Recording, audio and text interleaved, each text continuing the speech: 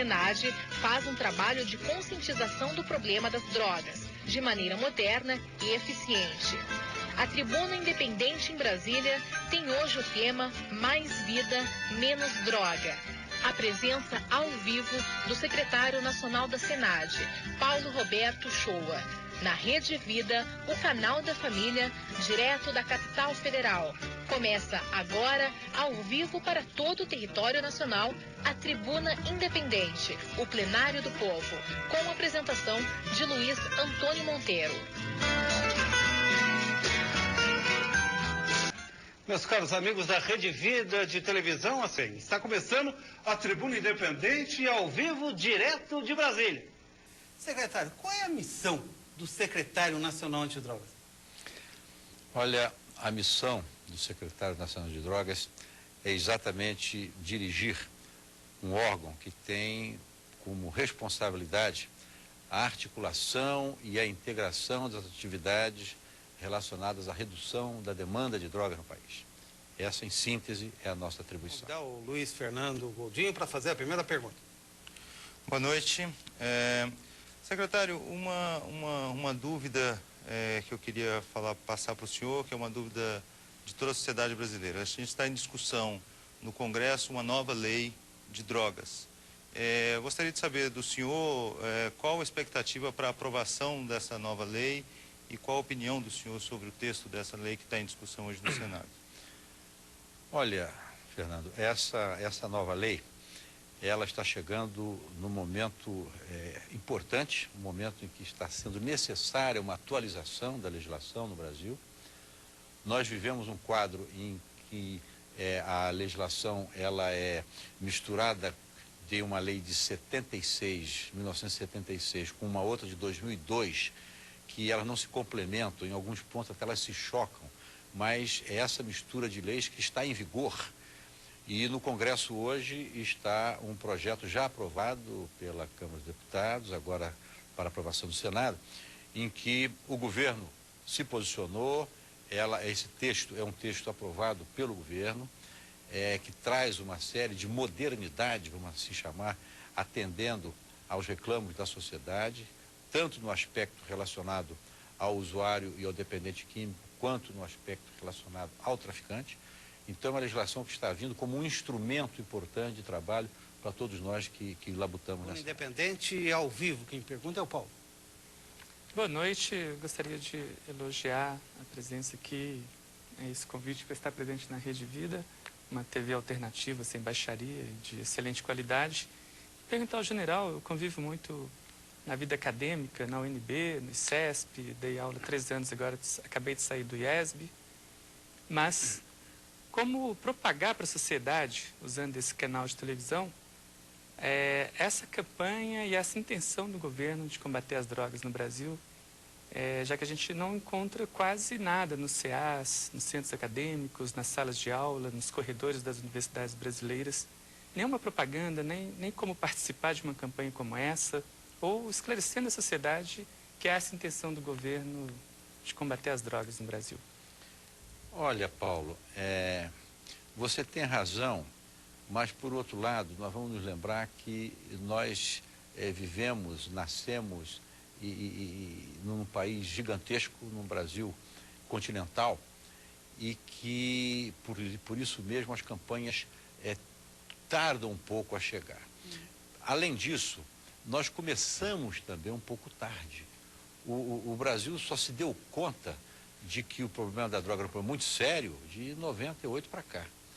E só recentemente que estamos num trabalho muito sério, juntamente, inclusive, com o Ministério da Educação, já visando a levar também ao nível universitário, isso sem nos esquecermos de que existem no Brasil várias universidades que estão bastante à frente já em trabalhos pioneiros, como é o caso da Universidade da Bahia, em São Paulo, a Universidade Federal de São Paulo, a Universidade de São Paulo, a USP, a Universidade Federal de Santa Catarina, então a Universidade de Mato Grosso do Sul, a Universidade do Amazonas, então a Universidade Federal do Rio de Janeiro. Então são universidades a Unicamp, então são universidades que já estão algum passo à frente.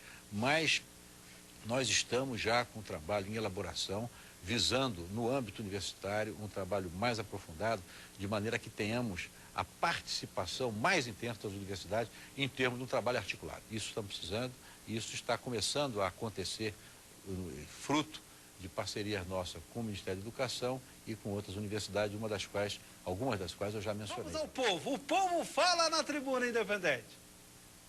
Especialistas da área de saúde mental da Organização Mundial de Saúde têm advertido que a dependência de substâncias pode não ter cura, mas a melhora na eficiência dos tratamentos disponíveis tem contribuído significativamente para a recuperação.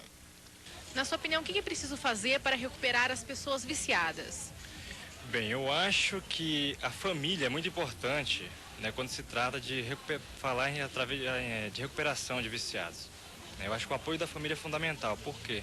É porque hoje a sociedade em si, né, tira-se a responsabilidade exatamente de pais, né, e coloca-se exatamente em governo ou entidades, né, que sejam particulares, ou que sejam filantrópicas, ou que sejam religiosas.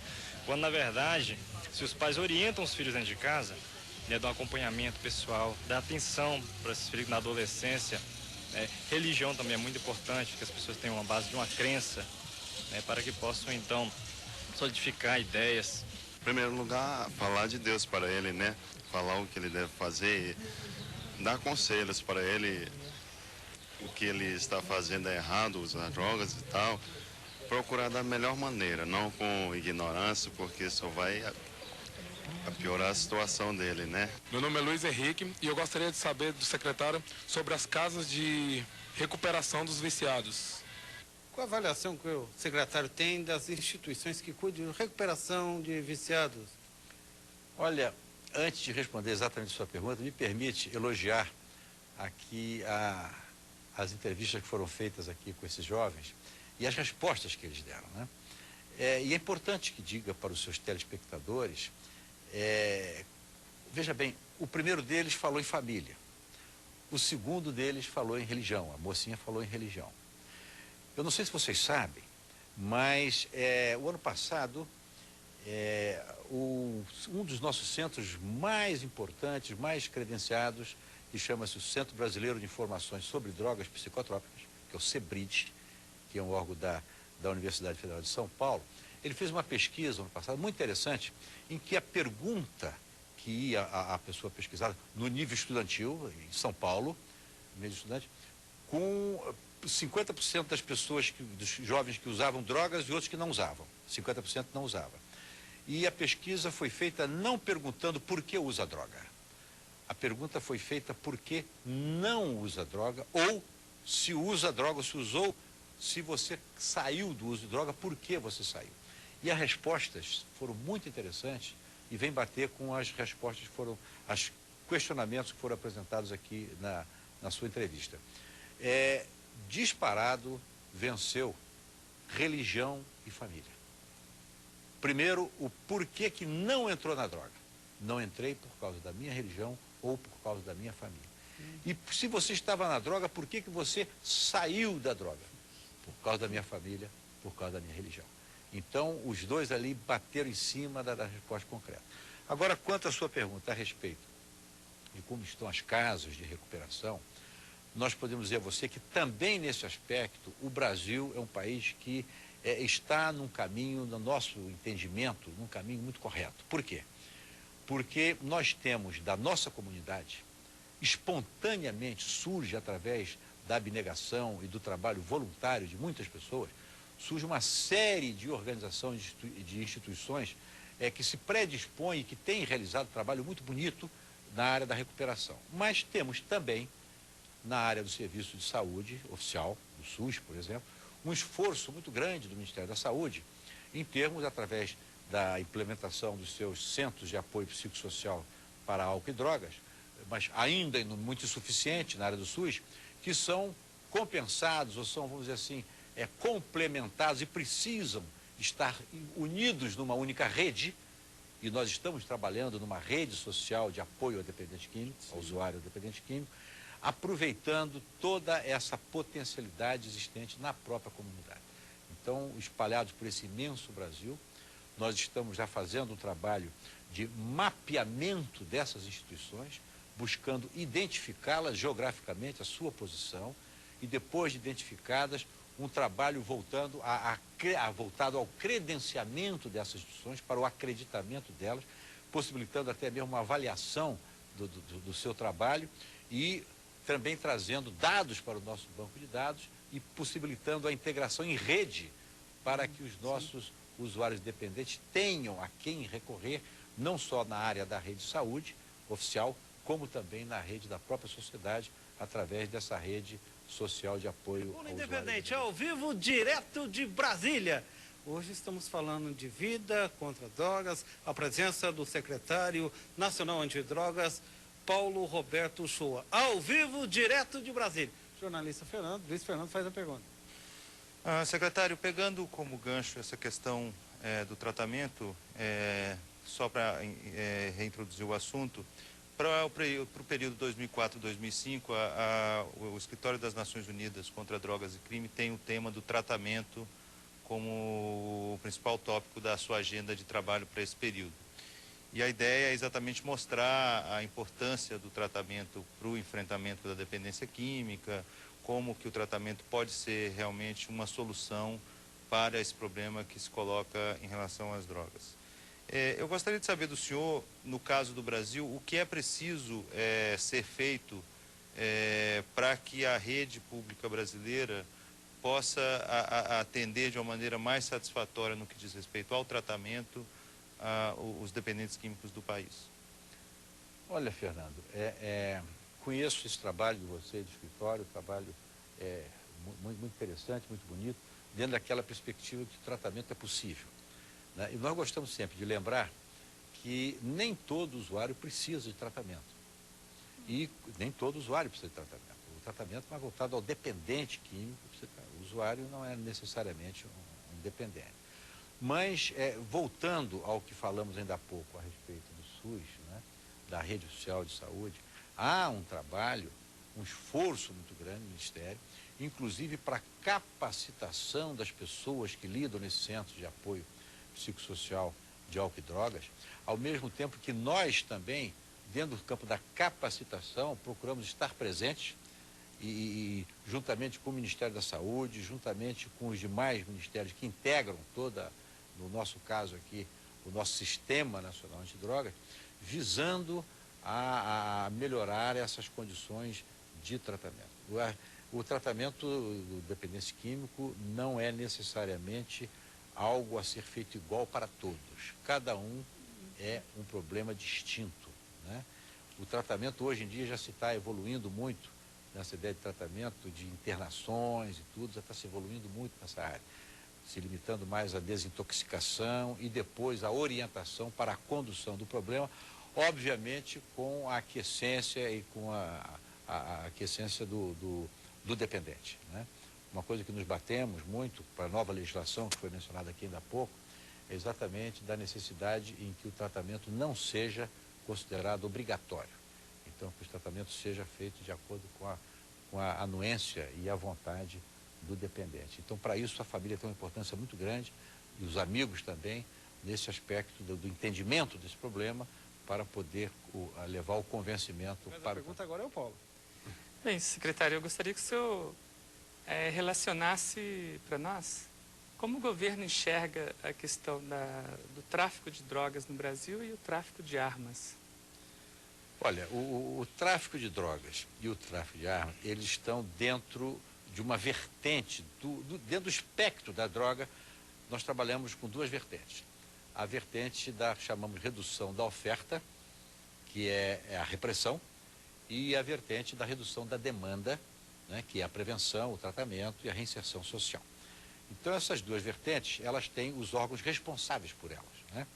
Então, a vertente da repressão, o órgão maior responsável, por lei, é o Ministério da Justiça, e que executa a coordenação das atividades através da Polícia Federal. E o órgão maior na redução da demanda é o Gabinete de Segurança Institucional da Presidência da República, que executa a coordenação e articulação da redução da demanda através da Secretaria Nacional Antidrogas. Então, são órgãos distintos. Essa sua pergunta, ela cabe bem ao órgão relacionado ao Ministério da Justiça, que é a Polícia Federal, no que diz respeito ao tráfico de armas e ao tráfico de drogas. Mas, mesmo assim, nós não trabalhamos de forma independente, nós trabalhamos de forma interligada, de forma articulada. Temos um relacionamento muito bom com a Polícia Federal, com a Secretaria Nacional de Segurança Pública, com o Ministério da Justiça e com os órgãos da Receita Federal, etc., que fazem parte daquele tipo de força que precisa agir também, que é a chamada inteligência financeira, que também trabalha na área da lavagem de dinheiro, que é outra face muito importante da luta, a luta contra as drogas. Então você tem o combate contra o traficante e tem o trabalho executado com os usuários e com os dependentes, tudo isso se somando dentro desse espectro maior, que é o espectro do mundo das drogas, e por isso mesmo nós temos uma política nacional que envolve essas duas vertentes que eu me referi e que está acompanhada por um organismo também chamado no Brasil de Conselho Nacional Antidrogas, que é um órgão do Gabinete de Segurança Nacional, mas com a participação de todos os Tribuna órgãos. Independente da Rede Vida ao vivo de Brasília. Vamos ao tema social de hoje.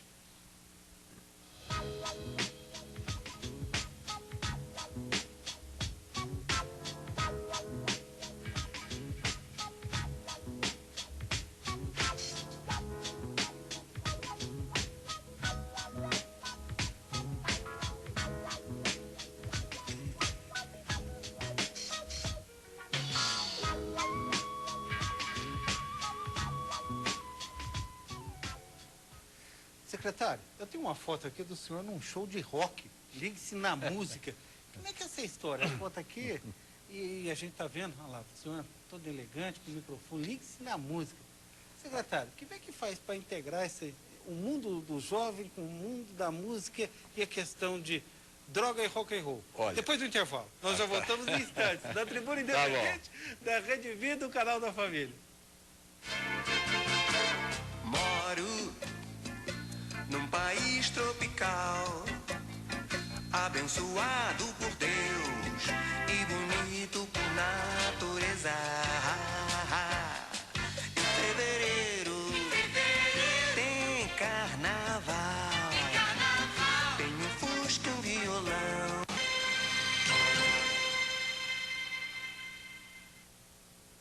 Em fevereiro tem carnaval, tem um fusca e um violão. Sou Flamengo, tenho uma nega chamada Teresa. Sou Flamengo, tenho uma nega chamada. Eu sou Flamengo, não desfaço de ninguém, mas em 5 brasileiros, 6 fãs o Flamengo tem.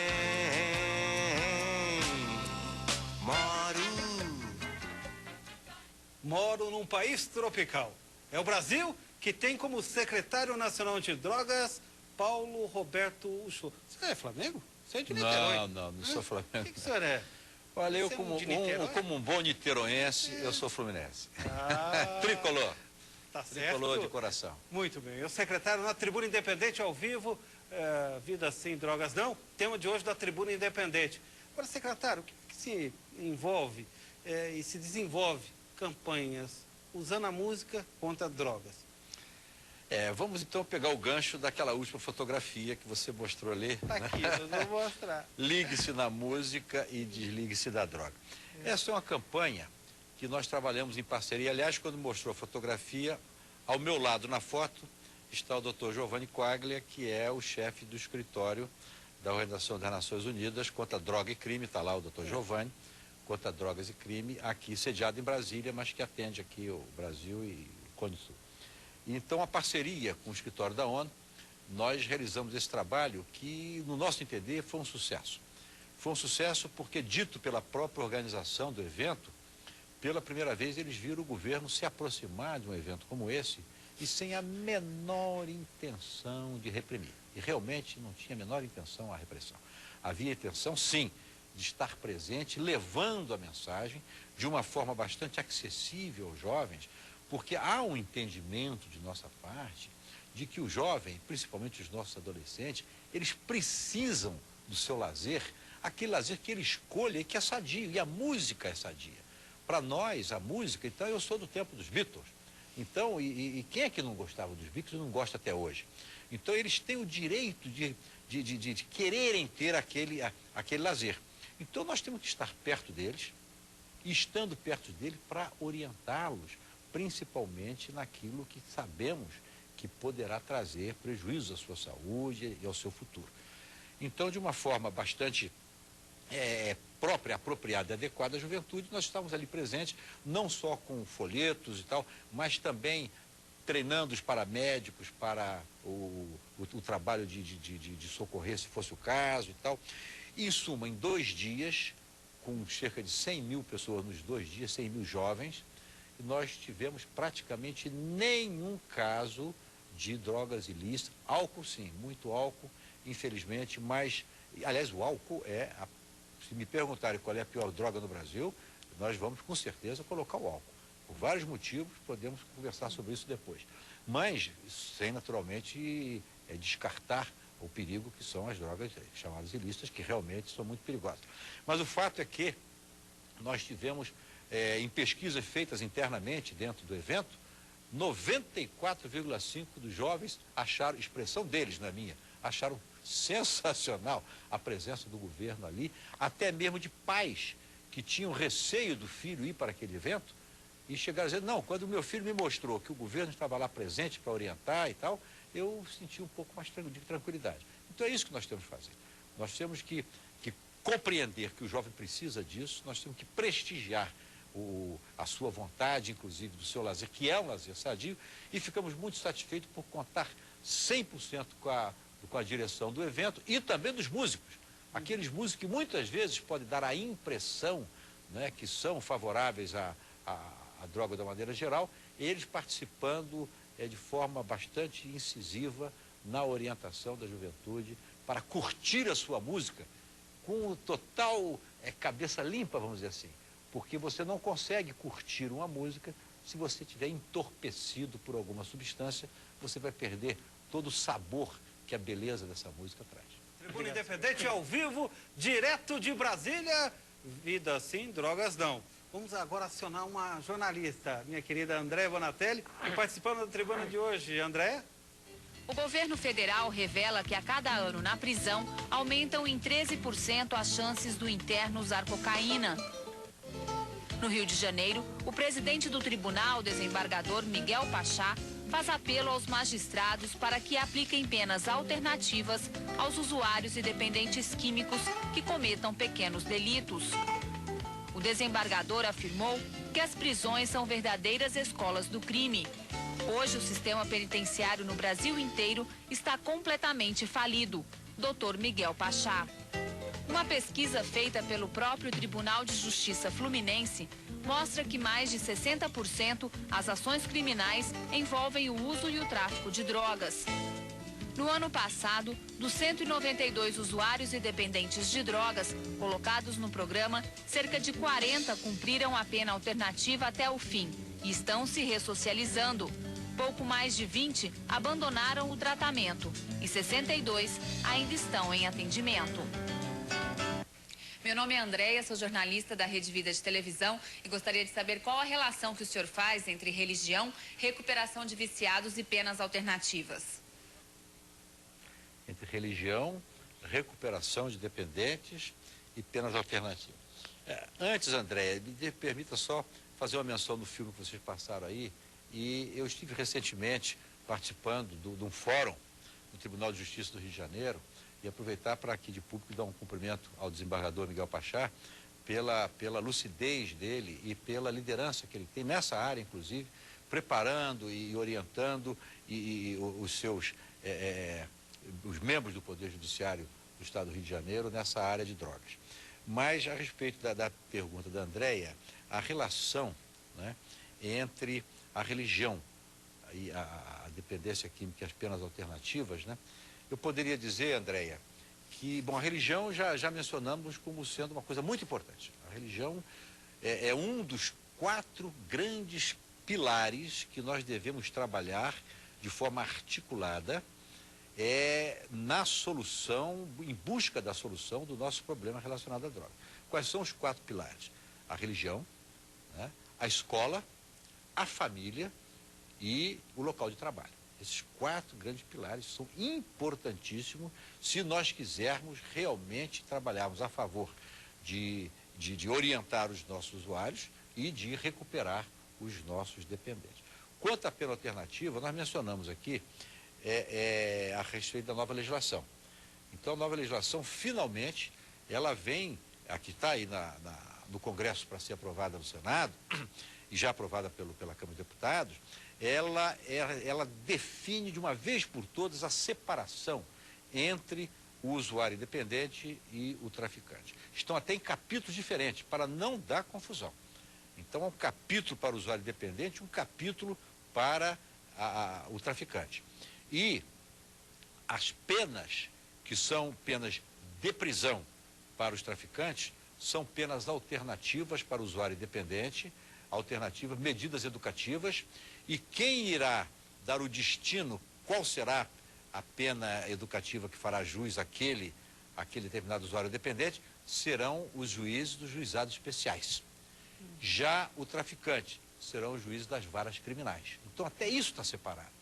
E a coisa está prenunciando ser tão boa que já os juízes participantes do Fórum Nacional dos Juizados Especiais já estão interessadíssimos, já estão em contato conosco para que eles se capacitem, se preparem para essa nova grande missão, importantíssima missão, para que eles se preparem conhecendo a problemática do usuário dependente, para que ele possa julgar com bastante critério, bastante serenidade, utilizando todos os recursos que a lei vai lhe prover, para que ele possa dar a pena correspondente e adequada ao nosso usuário.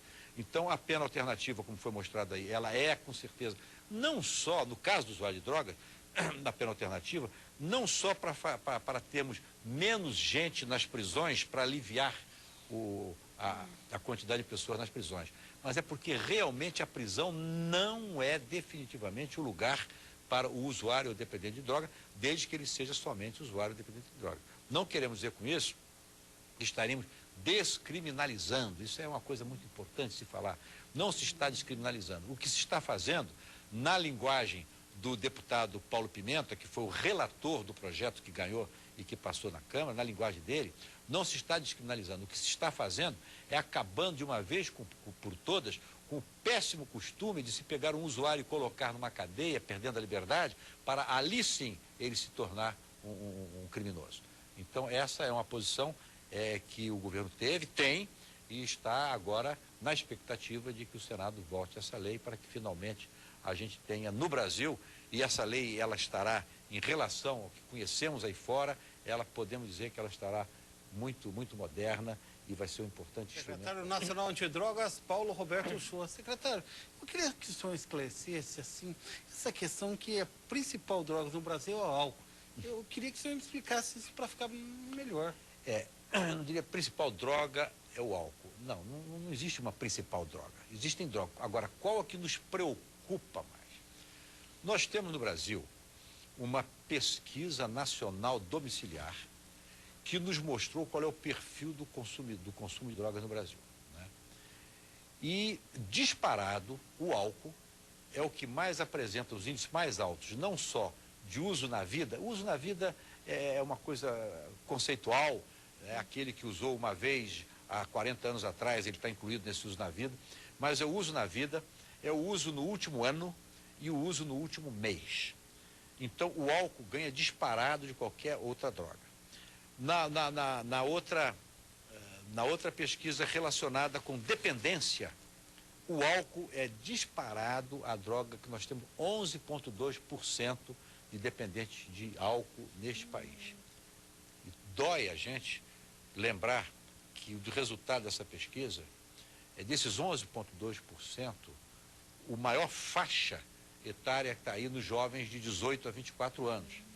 E principalmente do sexo masculino, que chega a possivelmente uns 24% desses 11,2%.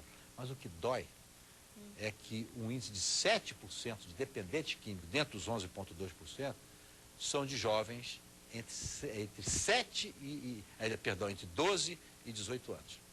E que é exatamente a idade em que não se pode vender álcool para eles.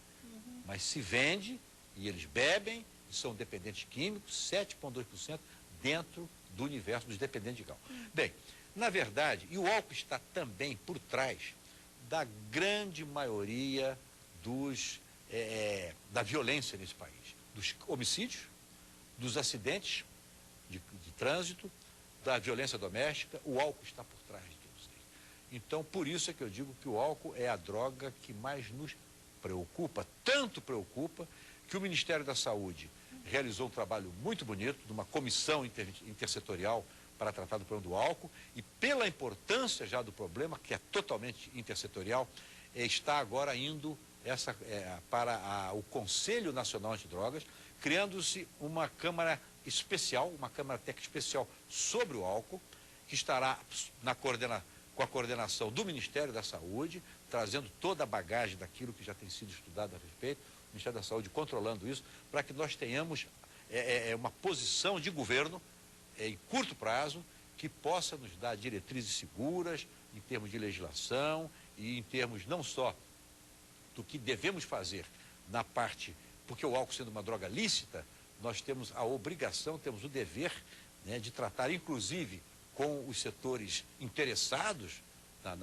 no álcool, que são aqueles que produzem e tudo mais, mas que de uma forma digna estarão também, e já compreendem, sabemos disso, as grandes lideranças dos produtores de bebidas alcoólicas, eles estão prontos a trabalharmos junto conosco para que nós possamos tirar do álcool essa pecha de droga que realmente mais nos preocupa e que está por trás, volto a dizer, da maioria dos nossos problemas de violência. Ainda assim, drogas não, o tema de hoje da Tribuna Independente com o secretário nacional antidrogas, Paulo Roberto Shoa. Agora é o jornalista Luiz Fernando quem faz a pergunta. Secretário, quando nós comparamos o uso de drogas no Brasil com outros países, a gente vê que o Brasil apresenta um nível médio e até mesmo em alguns casos baixo de uso de drogas em geral na população. Isso permite uma interpretação, é um dado positivo, mas permite uma interpretação de que esse é um mercado que pode estar em expansão.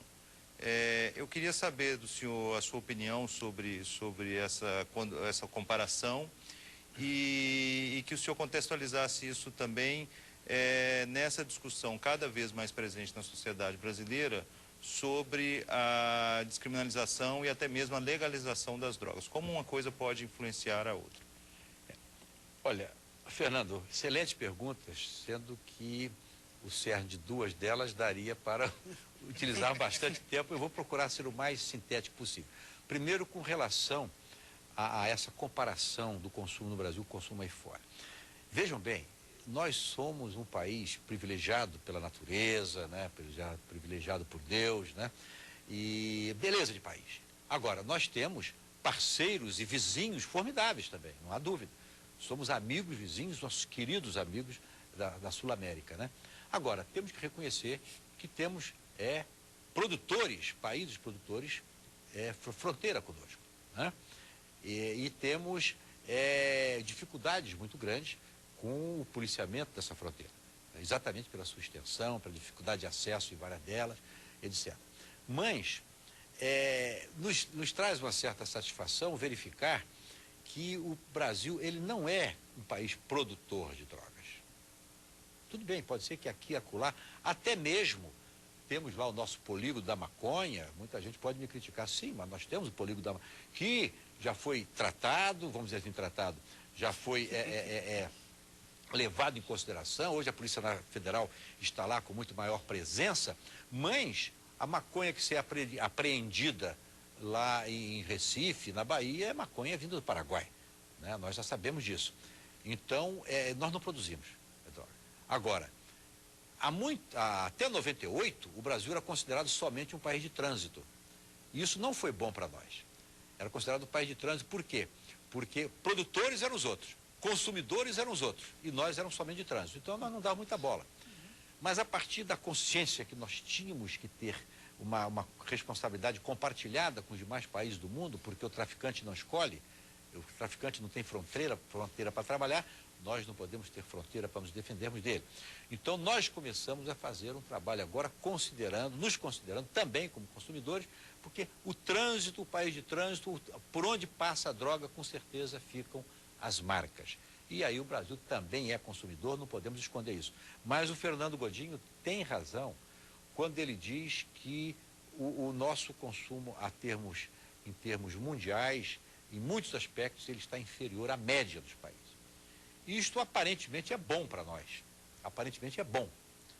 Mas disse que sendo o Brasil um país de população jovem, passamos a ser alvo da cobiça dos traficantes internacionais em ver um país jovem com uma juventude com pouco consumo. Então é uma maneira de olhar. Nós podemos olhar com um olhar pessimista dessa forma, ou podemos olhar com um olhar otimista, ou seja, temos uma população jovem e que está agora se preparando e se conscientizando para utilizar cada vez menos droga. O Brasil lidera o problema do tabaco, por exemplo. Hoje em dia é muito difícil você ver um jovem fumando. É muito difícil você ver. Então nós temos um trabalho com a nossa juventude, estamos voltando, por determinação do nosso presidente. O presidente Lula, ele tem duas estratégias importantíssimas nessa área de drogas. A primeira é a da integração, e nós estamos fazendo um trabalho integrado já por determinação do presidente. E o segundo é a descentralização, ou seja, para chegarmos lá na ponta da linha, lá onde o jovem precisa receber a sua ajuda, precisa receber a sua orientação. Nós estamos capacitando as pessoas, lideranças, lá nos municípios, que é para exatamente nos prepararmos, nos anteciparmos a essas ações que estaremos dentro da cobiça dos traficantes em função de usarmos pouco. Então, esse foi o relatório da ONU, divulgado recentemente, que nos deixou numa posição, volto a dizer, não confortável, mas apenas nos dá uma certeza. E a certeza é a seguinte: nós temos fôlego para tratar o problema das drogas sem histeria, sem arrancarmos os nossos cabelos. Por quê? Porque existem no mundo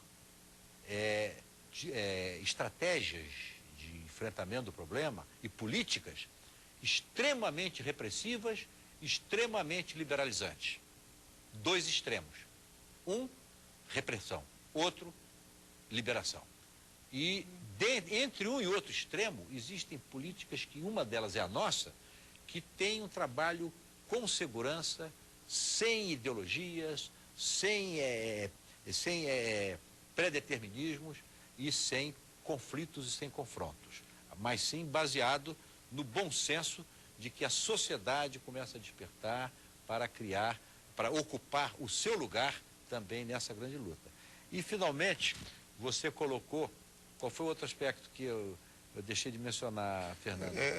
Como que dentro dessa perspectiva de o Brasil ser um mercado cobiçado pelas organizações de tráfico, como é que se contextualiza isso com a discussão cada vez mais presente sobre a descriminalização ou mesmo legalização das drogas? Exatamente. Então chegou ao ponto que eu queria.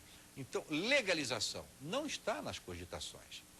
Pode ser até que um dia se chegue lá, mas hoje todos, ao menos as pessoas que a gente conhece, responsáveis nesse país, sabem que, e a própria Organização das Nações Unidas tem um dado muito importante, que é interessante colocar aqui, é que as drogas consideradas lícitas, elas, tipo o álcool e o tabaco, o álcool, por exemplo, é consumido por 50% da população mundial. E o tabaco por cerca de 30 e poucos por cento da população mundial. Já a droga ilícita, por força das pressões legais, das pressões sociais, elas ficam restringidas a 4,5%, 5%. No momento em que houver a legalização, que a droga ilícita passa a ser lícita, com certeza esses 4,5% a 5% passarão a ser 40% ou 50% de consumo. E aí nós perguntamos, a dificuldade que temos na rede de assistência, na rede de atendimento ao dependente químico, que já é tão difícil, de repente não há quem suporte uma demanda que viria daí. Então, só pelo aspecto da saúde, já seria um desastre no momento de se pensar nisso. Então, não se pensa nessa área. Mas existem outras colocações que podem ser feitas, inclusive levando para o campo da comunidade científica, mas podemos nos aprofundar. E, finalmente, você colocou, qual foi o outro aspecto que eu deixei de mencionar, Fernando?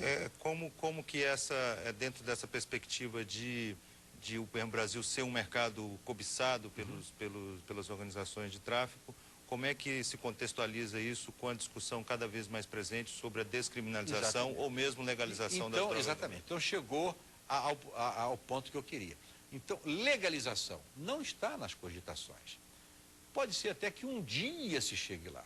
Mas hoje, todos, ao menos as pessoas que a gente conhece, responsáveis nesse país, sabem que, e a própria Organização das Nações Unidas tem um dado muito importante, que é interessante colocar aqui, é que as drogas consideradas lícitas, elas, tipo o álcool e o álcool, por exemplo, é consumido por 50% da população mundial. E o tabaco por cerca de 30 e poucos por cento da população mundial. Já a droga ilícita, por força das pressões legais, das pressões sociais, elas ficam restringidas a 4,5%, 5%. No momento em que houver a legalização, que a droga ilícita passa a ser lícita, com certeza esses 4,5% a 5% passarão a ser 40% ou 50% de consumo.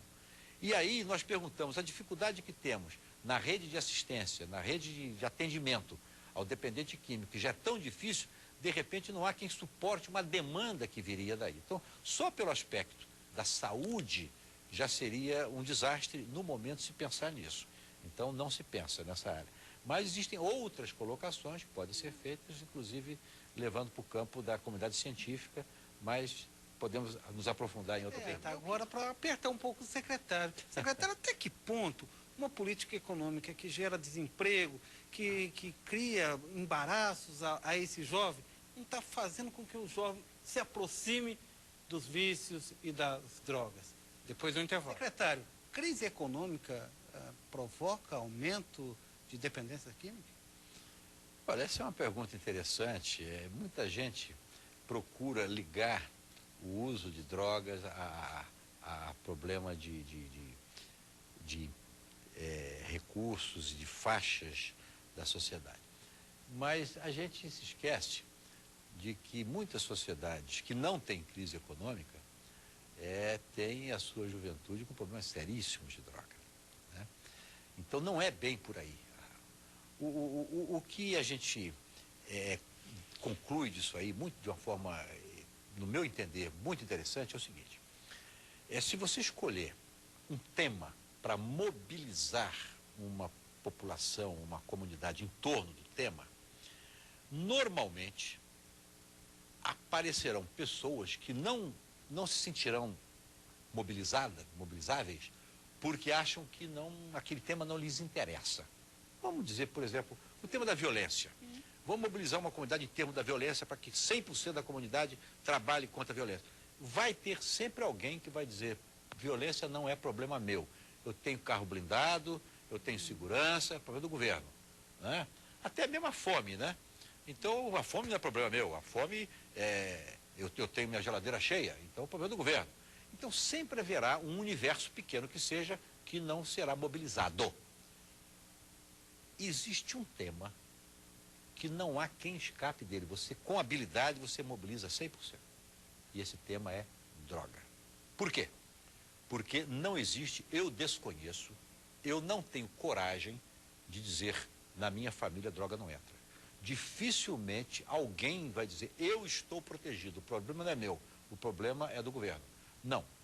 Todas as pessoas, na hora que botam a cabeça no travesseiro, elas dizem: eu estou vulnerável, a minha família está vulnerável. Então a droga é um tema que com certeza lhe proporciona condições de mobilizar todo o universo da comunidade, desde que você tenha habilidade, condições para fazer isso. E em fazendo isso, mobilizando a comunidade em torno disso, você pode ficar certo que a reboque disso aí virá o problema da fome, virá o problema da violência, virá o problema do desemprego, todos os outros problemas virão a reboque. Por isso mesmo é que nós terminamos agora recentemente, com o apoio da Universidade Federal de Santa Catarina, um curso em parceria com a Secretaria Especial dos Direitos Humanos. Fizemos um curso para conselheiros municipais. Mas não é conselheiros municipais antidrogas somente. É para conselheiro municipal, conselheiro tutelar, conselheiro de educação, conselheiro de saúde, conselheiro de direitos da criança e adolescente, conselheiro de segurança comunitária, conselheiro antidroga. Com a visão, os conselheiros todos terminaram o curso, foi um sucesso, nós vamos reproduzi-lo ano que vem para mais de 10 mil conselheiros, que com a noção precisa da necessidade do trabalho integrado. Então, isso, já falei do presidente Lula, quando ele determina a integração é isso. Você não pode trabalhar na área da prevenção na área da redução da demanda, de uma forma estanque. Você tem que trabalhar de forma integrada. O tema é intersetorial, ele interpenetra todos. É um problema de justiça, é um problema de saúde, é um problema de educação, é um problema de cultura, é um problema de esportes, é um problema de assistência social, é um problema de direitos humanos, é um problema de trabalho, é um problema de previdência social. Então, é extremamente interdependente, é intersetorial.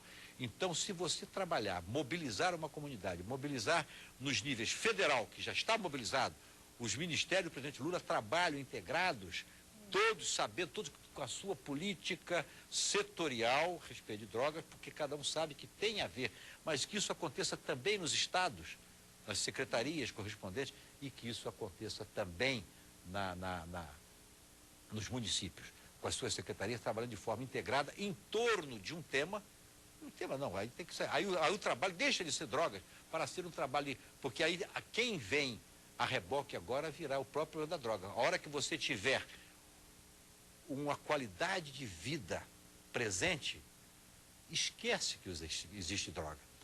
A palavra droga não vai aparecer mais. A droga só existe aonde não existe qualidade de vida, aonde não existe perspectiva de vida. E também aonde não existe informação. É aí que a droga existe. No momento, nós agora recentemente, o presidente Lula premiou no dia 18 de junho, durante a abertura da Semana Nacional de Drogas, uma criança que ganhou um prêmio porque fez um cartaz a respeito de drogas, ganhou um prêmio de primeiro lugar, sem colocar a palavra droga.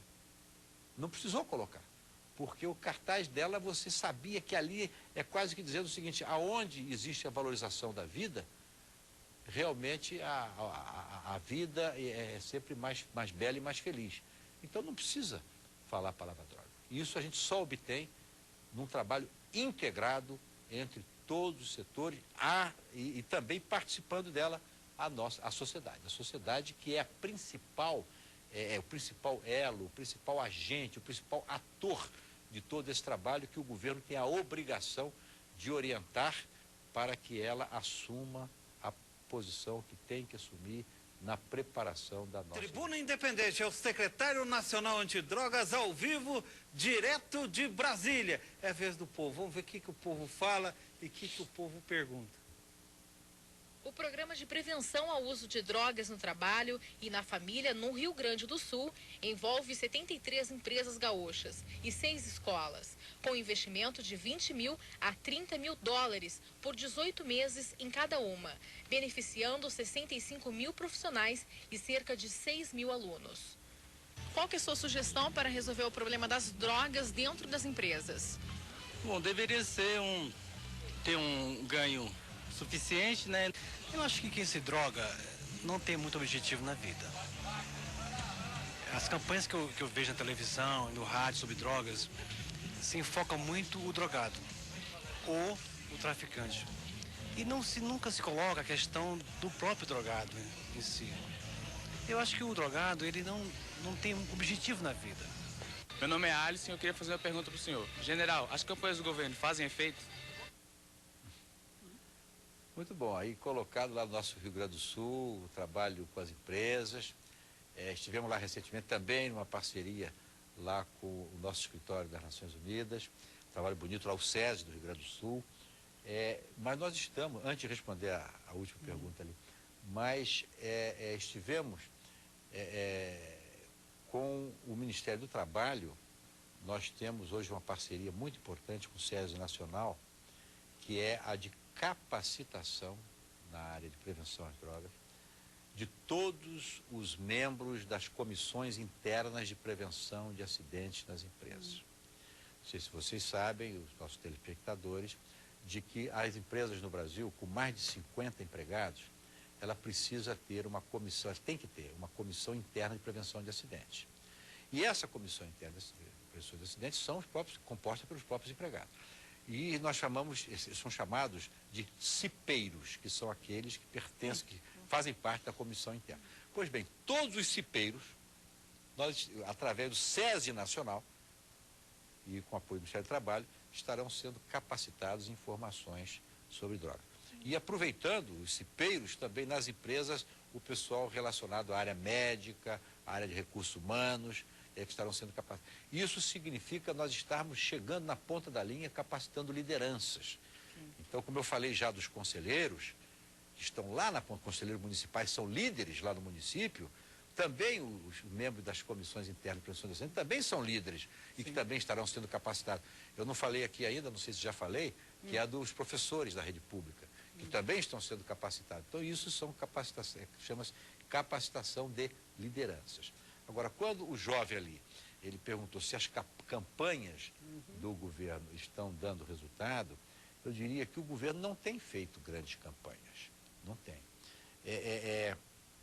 Nós sabemos que, e é bom que se entenda assim, uma campanha que seja feita numa escola, ela será sempre louvável.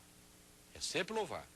Mas se ela for feita de forma isolada, sem ela estar inserida num contexto planejado, articulado, essa campanha, ela vai acontecer e vai ter muito pouco resultado.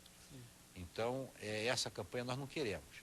Nós queremos que essas campanhas, elas surjam de trabalhos de articulação, de trabalhos de integração, volto a dizer, e que sejam campanhas que chegam para ficar. Então, uma campanha isolada, volto a dizer, ela é importante, ela acontece, mas ela tem um começo e um fim. E é importante que as campanhas sejam de caráter permanente, de caráter não temporário, e que cheguem para ficar. Então, o jovem tem toda a razão. Numa ocasião, eu me lembro, num simpósio que participamos com as crianças lá no Rio Grande do Sul, na cidade de Santana do Livramento, em que um jovem levantou o braço e disse: olha, na minha escola um dia houve uma campanha muito bonita, muito boa, vieram umas pessoas importantes, falaram sobre drogas, eu achei ótimo, só que tem que depois sumiu, ninguém mais apareceu, ninguém mais falou nada. Então, realmente não adianta. Então, é preciso que seja uma campanha que venha... Tribuna Independente. Paulo, você faz a pergunta. Obrigado, chegou minha vez. Eu gostaria também, Luiz Antônio, de parabenizar o seu programa de vida, mais uma vez. Secretário, o senhor cita bem, frisa bastante essa participação da sociedade brasileira. Eu gostaria de dizer que o Sindicato de Jornalistas de Brasília moveu uma ação contra o governo de Fernando Henrique Cardoso, e essa ação acabou sobrando para o governo Lula, mas agora numa atitude corajosa. Gostaria de elogiar até em nome do Sindicato de Jornalistas. Eu conversei com alguns diretores antes de vir para cá para falar sobre isso, e gostaria que o senhor dissesse sobre essa medida corajosa do governo Lula de regulamentar a lei do abate, não permitir que as aeronaves que não se identifiquem continuem sobrevoando o espaço brasileiro a partir do ano que vem. E eu sei que essa é uma reivindicação histórica também dos militares que amam o nosso país e que prezam pelo nosso país, pela nossa soberania. Como que o senhor vê essa medida, o efeito dela a partir do ano que vem, essa lei do abate? Olha, é interessante a pergunta, realmente desperta muita curiosidade, ela chamou muita atenção. Ela é uma pergunta que deveria ser respondida pela área correspondente, que no caso o Ministério da Defesa, no caso o Ministério da Justiça e tal. O próprio Gabinete de Segurança Nacional, naquilo que lhe cabe como Segurança Nacional, pela parte do nosso ministro, né, não é bem afeto à nossa área de redução da demanda. Mas, dentro do contexto do espectro da droga, ela é uma medida bastante interessante, né? E passível de muita preocupação, ela é de muita delicadeza, ela é muito delicada. Porque, se por um lado os nossos pilotos, eles ficam extremamente constrangidos quando, por determinação superior, eles interceptam uma aeronave clandestina que se sabe praticamente todos os indícios de que ela esteja transportando drogas e que há uma determinação para que ela pose, etc., e ele recebe sinais obscenos do traficante que não lhe dá bola e prossegue até ultrapassar a fronteira outra vez, então torna-se uma situação muito delicada. Por um outro lado, há um perigo, e já foi muito dito pelas nossas autoridades, inclusive na área do Ministério da Defesa, é que há a possibilidade de ter a bordo, né, da aeronave, ter crianças, ter pessoas que não têm a ver com tráfico. Então, que nesse caso, a ordem não seria dada. Mas existem 9 ou 10 procedimentos antes do abate. E dentre esses procedimentos, acredita-se que tenhamos já os efeitos requeridos. Ou seja, é a determinação do governo em começar cada vez mais a apertar, porque o nosso espaço aéreo sendo utilizado para o tráfico de drogas é uma coisa que realmente constrange as nossas autoridades e algo tem que ser feito. Então foi feito. Agora é claro que não é qualquer avião que será abatido. Então tem toda uma norma de procedimentos e autoridades específicas que darão a ordem final e que vamos ver então como isso acontecerá daqui para diante em termos de... Qual é a diferença efetiva entre dependente, viciado, traficante? Como é que a Senad trata os diferentes segmentos envolvidos na questão de drogas? Olha, nós costumamos dizer, didaticamente, que esse espectro da droga é como se fosse um leque. E esse leque, ele começa aqui do meu lado esquerdo. O primeiro espaço do leque seria o usuário. Depois seria o dependente químico. Depois o próximo gomo do leque seria o que nós chamamos de traficante vendedor. É aquele lá da ponta da linha, aquele da boca de fumo, né? O leque seguinte seria o que nós chamamos de quadrilha organizada. O traficante da quadrilha organizada. E finalmente o crime organizado. Uma pequena diferença é que a quadrilha organizada, ela mata e ela não precisa lavar dinheiro. E já o crime organizado não mata, ele manda matar e lava dinheiro porque ele precisa manter. Então esse leque, didaticamente, a gente entende bem. Agora nós precisamos fechar esse leque. Sim. E para fechar esse leque, você, do lado de cá, do lado do crime organizado, você pode dar uma pancada. Uma pancada você vai dar com as forças policiais e as forças de inteligência financeira. Você vai dar uma pancada para fechar o leque. Mas do lado de cá você não pode dar uma pancada. Do lado do usuário você não pode. Mas você tem que ter algo aqui, como se fosse um paredão bastante forte, para que outros não entrem para dentro do leque ou para aqueles que saiam não voltem. Você tem que ter aqui. E aqui não são as forças policiais. Obviamente não são. Aqui são as forças da sociedade, que tem que estar fortes, preparadas, capacitadas para orientar a nossa juventude. Didaticamente perfeito. Tribuna Independente da Rede Vida. Vamos ao povo. O povo fala. Prevenção e repressão na questão de drogas não são a mesma coisa. A prevenção consiste na redução da demanda do consumo de drogas. A repressão consiste na redução da oferta de drogas. As ações repressivas têm como objetivo dificultar o acesso às drogas. Como falar sobre drogas com jovens, na opinião do senhor? Bom, eu analiso no seguinte aspecto. Na qualidade de pai e avô que sou, eu vejo que droga, como ela é uma coisa muito presente, tanto no colégio como no cotidiano e no dia a dia, ela deve ser conversada a todo momento, a todo instante ela deve ser abordada, mas não de uma maneira afrontosa, né? Mas sim apresentando uma solução para que não se chegue ao uso dela. Agora, detectado que o jovem está usando, aí a situação muda. Aí eu acho que todo tipo de ajuda, ela é benéfica, tanto no sermão, né, nas igrejas, como em palestra, como no colégio, como no dia a dia e no cotidiano. Com paciência, ter um pouco de educação, né? Esperar o momento certo, na hora certa, né? Para que não haja nenhuma interferência entre pai e esse relacionamento entre pai e filhos. Meu nome é Daniel. Eu gostaria de saber qual a diferença entre as ações de repressão e as ações de prevenção feitas pelo governo. Bem, eu estou com a palavra? É isso? Olha, inicialmente, meus parabéns aí pelas pessoas entrevistadas, né, que deram respostas muito, muito inteligentes, muito interessantes, principalmente quando se refere ao trato do problema com a família e tudo. Muito, meus parabéns aí na palavra dos entrevistados. E o jovem que pergunta a diferença entre repressão e a prevenção, já foi dito, inclusive, no início aqui desse bloco, né? Quando se mostrou que as ações de repressão visam a redução da oferta e a prevenção visa a redução da demanda. Mas, na verdade, essas duas ações, elas se complementam. Mas uma coisa é preciso ficar o entendimento. O rapaz chama-se André, Daniel. né? Daniel. O Daniel, é uma coisa que você vai entender. As ações de repressão, ela é diferente porque elas chegam depois da droga agir. A droga já agiu e você começa a correr atrás do prejuízo. Você tem que reprimir.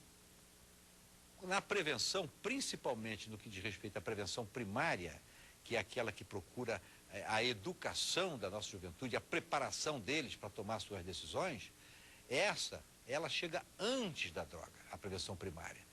Então, é essa que chega para ficar.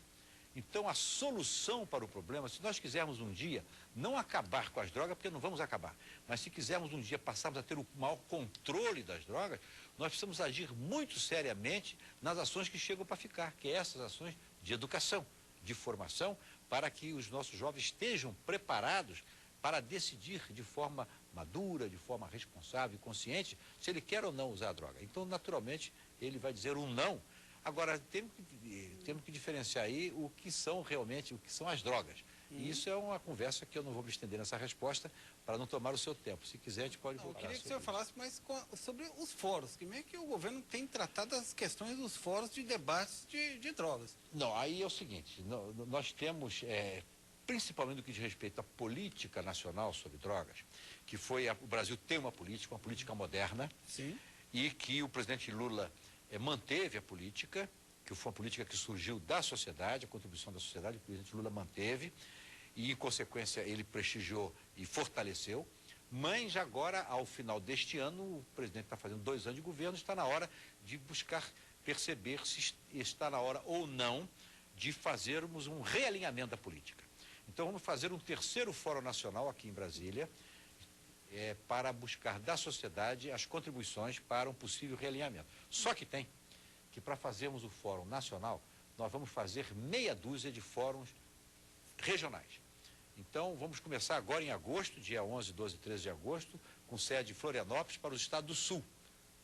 Paraná, Santa Catarina e Rio Grande do Sul, e que todos vocês que estão me ouvindo aí do sul do país, que lá em Florianópolis nós estamos esperando por vocês as suas contribuições para aprimoramento, para o realinhamento da nossa política.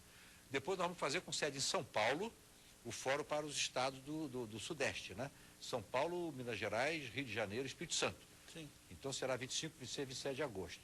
Depois, no Nordeste, vou fazer 2 fóruns, um em Salvador, pegando Paraíba, Pernambuco, Alagoas, Sergipe e Bahia, em setembro, começo de setembro, e em final de setembro, e no Maranhão, pegando Maranhão, Piauí, Ceará, Rio Grande do Norte. Depois vamos fazer em outubro, no começo de outubro, vamos fazer em Manaus, estado do Norte, à exceção de Tocantins, que estará nos estados do Centro-Oeste, com sede em Campo Grande, no último Fórum Regional, pegando os estados do Centro-Oeste, inclusive Brasília e Distrito Federal, para finalmente, com toda essa colaboração, vamos legitimar o nosso Fórum Nacional para buscar o realinhamento dessa política. Aí, tendo a política realinhada e tendo a lei aprovada pelo Senado, nós estaremos com 2 excelentes instrumentos de trabalho para o Brasil, sem um extremo e nem outro, como falei ainda há pouco aqui. O Brasil, com um consumo que nos dá fôlego, um consumo a nível Brasil que nos dá fôlego para trabalhar, sem nenhuma pressão, mas com um trabalho sério, com a participação da comunidade científica, da sociedade organizada e dos órgãos institucionais dos 3 níveis de governo, estadual e municipal, e também com os 3 poderes da República, porque temos já grandes parcerias já no Poder Judiciário e no Poder Legislativo. Aí o Brasil estará dando um exemplo de trabalho sério em busca, volto a dizer, não de acabar com o problema da droga, mas de encontrar a sua solução para que passe a ter o controle do problema, principalmente com a sociedade assumindo o papel que lhe cabe nesse grande problema. Secretário, só para confirmar a data do fórum. Do Fórum Nacional, 25 e 26 de outubro. Perdão, do Nacional, 25 e 26 de novembro. Novembro, Nacional. E o primeiro regional, aqui em Brasília. E o primeiro regional em Santa Catarina, Florianópolis, que vai ser agora, 11, 12 e 13 de... É vez da jornalista. Vamos lá, Fabiana, você participa. O governo federal acredita que com a entrada em vigor da lei de incentivo à entrega de armas, vai diminuir a ação do tráfico de drogas no país. O governo crê que a maioria dos crimes praticados no Brasil tem o envolvimento de usuários ou traficantes de drogas. Aqui no Congresso Nacional, existe um projeto que determina tratamento diferenciado para usuários e dependentes químicos e para traficantes de drogas. Olá, secretária, eu sou Fabiana Marques, repórter da Rede Vida aqui em Brasília. Eu gostaria de saber do senhor se o Estatuto do Desarmamento vai ajudar no combate às drogas. Fabiana, essa é uma pergunta bastante atual, né? Porque o Estatuto do Desarmamento está exatamente em voga aqui agora, né? Mas nós não devemos tecer muitas esperanças, porque realmente não participa desse desarmamento, os traficantes não participam desse desarmamento, né? Eles não estão entregando as suas armas. Então, quando foi dito aí que a grande maioria dos crimes tem origem nos usuários, aí nós precisamos corrigir um pouco essa afirmativa, né? Então, pode ser que muitos dos criminosos, muitos dos traficantes sejam usuários, aí é outra coisa. Mas não podemos confundir aquele usuário de drogas, o dependente de droga, como sendo responsável. Essa violência toda, ela ocorre fruto das lutas entre os traficantes, pela briga pela liderança dos pontos de venda, e como também a violência entre a polícia e os traficantes. Mas não necessariamente o usuário dependente, a não ser que ele, o usuário, seja um criminoso, o que normalmente pode acontecer. Eu queria perguntar ao Luiz Fernando. Você faz a pergunta. Secretário, eu queria que o senhor falasse para a gente um pouco dos planos futuros da Secretaria Nacional Antidrogas de atuação em parceria com os organismos internacionais, multilaterais, como a Organização dos Estados Americanos ou mesmo a Organização das Nações Unidas. Olha, Fernando, nós temos trabalhado muito de perto com o órgão de drogas da Organização dos Estados Americanos, que é a Comissão Interamericana do Controle de Abuso de Drogas, a CICAD. Temos trabalhado muito de perto com os nossos parceiros do Mercosul, já inclusive com uma ampliação para outros países não do Mercosul, como já é o caso da Bolívia e do Peru, que já estão se aproximando muito de nós. O nosso trabalho tem sido reconhecido. Na Organização dos Estados Americanos, com certeza, tem sido reconhecido, trabalho sério, temos recebido apoio exatamente por isso, inclusive com o financiamento de projetos nossos por parte da CICAD, como é o exemplo agora do grande mapeamento que vamos fazer de todas as instituições relacionadas à droga neste país, com o apoio da CICAD, como estamos fazendo a pesquisa e vamos ter um perfil breve do consumo de droga por crianças e meninos na situação de rua, também patrocinado pela CICAD, porque sabem que aqui o trabalho de diagnóstico é um trabalho sério. Nós trabalhamos nessas duas vertentes, que é o diagnóstico e a capacitação. Já falei em vários projetos de capacitação hoje aqui, agora já falei em alguns relacionados a diagnóstico, que é muito importante, que temos a parceria da OEA e a parceria também de órgãos das Nações Unidas, como é o caso do escritório das Nações Unidas contra drogas e crime, com sede aqui em Brasília. Então, essa parceria internacional para nós é muito importante, porque nos fortalece e também nos ajuda nos nossos projetos internos. Muito bem. Paulo, você pergunta. Bem, secretário, eu gostaria que o senhor falasse um pouco o que o senhor pensa sobre esses filmes enlatados de baixa qualidade que o Brasil importa e são veiculados nas nossas 5 cabeças de rede diariamente, que glamorizam as drogas e as armas. Olha, eu considero lamentável. Eu fico preocupado, e não só a violência pela violência. Então, a grande maioria das programações de televisões aí, a gente tem uma dificuldade muito grande de encontrar um filme que não contém em si violência por violência. Então, realmente nos preocupa, não é um bom exemplo, entendeu? Não é um caso somente do Brasil. Eu até me surpreendo, porque eu vejo pouca gente preocupada com isso, pouca gente falar e preocupada a respeito que as nossas crianças assistem esses filmes, não trazem absolutamente nenhum benefício. Então, realmente é um problema sério que eu compartilho com você. Tribuna Independente tem um tema social que vai dar um gancho aqui para a gente falar sobre os cartazes. Vamos lá.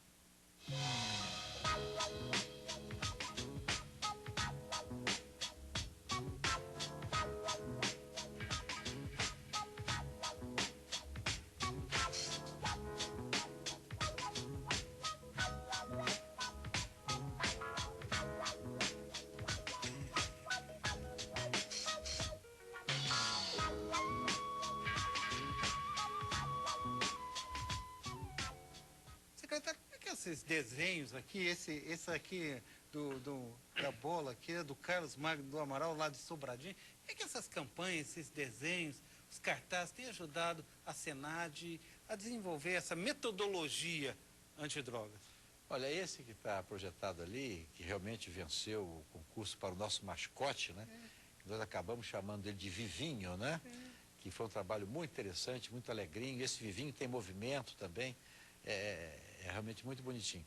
E quanto aos cartazes que você mostrou, são cartazes vindos do Brasil inteiro. Pra você ter uma ideia, nós fazemos um concurso anual de cartazes para as escolas, ensino primário no Brasil, ensino básico. O ano passado, nós tivemos na ordem de 300 ou 400 cartazes, na ordem de 60 a 70 cartazes. Esse ano tivemos 400 e tantos cartazes a nível de competição das escolas e os primeiros lugares foram presenteados, receberam os presentes da mão do presidente da República, então, e do presidente Lula. Então, isso estimula as escolas, os professores a orientar os seus alunos, os alunos vibrando, vieram aqui receber os seus prêmios. Então, é uma forma, né? Aquele rapaz, o Daniel, perguntou de campanha, isso é um tipo de campanha saudável, permanente, aquilo que eu falei, permanente, porque o concurso, ele foi premiado e já houve a renovação para o ano que vem, vocês estão nos ouvindo, procurem se informar, entrem no nosso site aí, que é www.senad.gov.br, que vai obter as instruções para participar desse concurso e, quem sabe, vir receber da mão do presidente Lula, ano que vem, um prêmio pelo seu cartaz. Agora é bonitinho. Saudar o secretário nacional antidrogas, Paulo Roberto Uchoa. Sua saudação, secretário. Olha, Antônio, eu queria cumprimentar você e a Rede Vida por esse trabalho belíssimo que vocês fazem. Viu? Na nossa área, nós sabemos a preocupação de vocês, que vocês têm tanto nos ajudado. Nós prestigiamos muito a vocês, porque sabemos da importância, e não só da Rede Vida, mas da mídia de uma maneira geral. Então, eu queria, nessa oportunidade, fazer uma saudação aqui aos nossos prezados jornalistas que aqui estão presentes, vieram trazer a sua contribuição, e dizer numa mensagem final, se podemos chamar assim, mas final, para esse momento, porque estaremos juntos em qualquer oportunidade, estaremos abertos. A Senad sempre gosta de receber as contribuições de todos vocês, mas para dizer uma frase que para mim é muito importante e de repeti-la ao final com muita ênfase, é que a sociedade, ela muito mais do que vítima do problema das drogas, ela é a solução do problema. Então não vamos pensar que ficarmos sentados aguardando que a polícia venha resolver o problema para nós, que isso não vai acontecer, porque a polícia vem cumprir a missão dela de ação específica, mas resolver o nosso problema, nós, sociedade, é que temos que nos articular. O governo tem a obrigação de orientar e de apoiar todos os níveis do governo, até lá as comunidades, mas tem a obrigação de apoiar a sociedade, a ela se articular e ela assumir o papel que lhe cabe. Quando eu falei naquele leque, naquele paredão aqui, esse paredão é a sociedade. Ela, muito mais do que vítima, ela é a solução do problema, porque é ela que vai trabalhar naquelas ações que chegam para ficar. Ela não vai trabalhar em ações paliativas. Ações paliativas são as ações da polícia. Ela vai trabalhar antes da droga agir, para que o nosso jovem, quando tiver que decidir, ele decida com maturidade, com responsabilidade. Quero agradecer, em nome e gentileza, do general Paulo Roberto Uchoa, secretário nacional antidrogas, pela presença aqui na Tribuna Independente. Secretário, o senhor está contribuindo para que a Rede Vida possa cumprir a sua missão, a sua tarefa de informar e de informar a comunidade brasileira. O general Paulo Roberto Uchoa está na Tribuna Independente. Ele é o secretário nacional antidrogas. Secretário nacional antidrogas desde 11 de dezembro de 2001. É isso, secretário? O secretário é casado com Regina Pereira Uchoa, ele tem duas filhas, Denise e Liane. Exato. Agora, o xodó são as netas, são duas netas. É a Mônica Rose e Elisa Maria. Isso, exatamente. Duas gracinhas, que beleza. Mas elas não moram no Brasil, né? Não, moram fora, moram longe, isso aí é duro pro avô. Mas nós vamos mandar uma fita lá para Mônica e para Elisa. Saudação cordial, paz e bem. Na Rede Vida, o canal da família. O senhor fez aniversário sexta-feira, secretário? É isso? Na próxima sexta-feira, eu costumo dizer que estarei completando mais um ciclo, né? Um ciclo, ou seja, é um renascer. Tá né? certo. O secretário Paulo Roberto de Miranda Uchoa nasceu em Niterói no dia 30 de julho de 1940. 44 anos de serviço ao Exército. e é reserva em novembro de 2000 como general de divisão. Confere? Exato. Confere. Muito bem, parabéns. Exatamente. Portanto, aniversário do Paulo Roberto Young de Miranda Uchoa, Exatamente. que é o secretário nacional antidrogas.